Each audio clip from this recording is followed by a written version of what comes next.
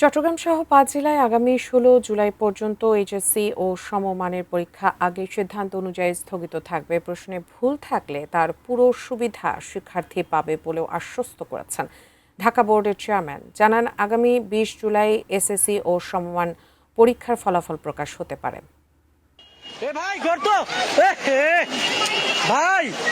আপনাকে শিক্ষামন্ত্রী বানাচ্ছে স্ট্রেস মন্ত্রী না, সো আই থিংক একটু সেন্স থাকা উচিত এজ একটা লিটারেট একটা পার্সন হিসেবে। পুরো বিবেকের অভাব, এগুলো কি বিবেকবানের কাজ?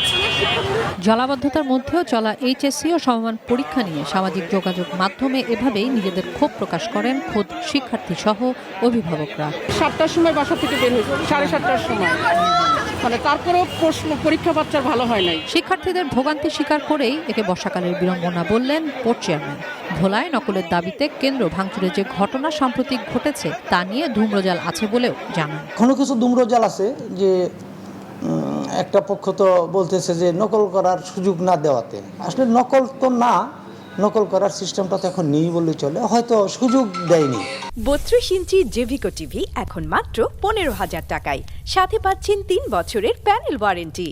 যাচাই বাছাই শেষে প্রশ্নে ভুল ধরা পড়লে শিক্ষার্থীরা তাতে পূর্ণ নাম্বার পাবে বলেও আশ্বস্ত করেন আন্তঃশিক্ষা বোর্ড সমন্বয় কমিটির সভাপতি ও ঢাকা শিক্ষা বোর্ডের চেয়ারম্যান প্রফেসর সৈয়দ আখতারুজ্জামান।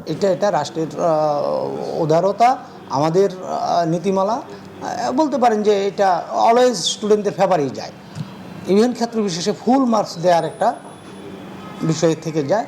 সাম্প্রতিক অতিবৃষ্টিতে জলাবদ্ধতার মাঝে পরীক্ষার্থীদের খাতা অরক্ষিত অবস্থায় নিয়ে যাওয়াটা স্ব-উদ্যোগ ছিল বলেও মন্তব্য তার। বলেন, এ ধরনের ঘটনার পুনরাবৃত্তি যাতে না ঘটে তার নির্দেশনা দেবে বোর্ড। আমরা পিক আপ পাঠাচ্ছি, ইভেন পুলিশ পিক আপ পাঠাচ্ছি। আপনারা নিজেরা স্ব-উদ্যোগে এইগুলি নিয়ে এই বৈরী আবহাওয়ায় বোম্ব করবেন না। তারপরেও অতি উৎসাহী কিছু লোকজন দ্রুত এটা হ্যান্ডওভার করে ঘরে ফেরার উদ্দেশ্যে হয়তো 2-1 এরকম ঘটিয়েছে। 2026 সালের এইচএসসি ও সমমান পরীক্ষায় অভিন্ন প্রশ্নপত্রে দেশের সব শিক্ষা বোর্ডের 2,697টি কেন্দ্রে মোট 12,70,583 জন পরীক্ষার্থী অংশ নিচ্ছেন। কিশোর জাহান, এটিএন নিউজ, ঢাকা।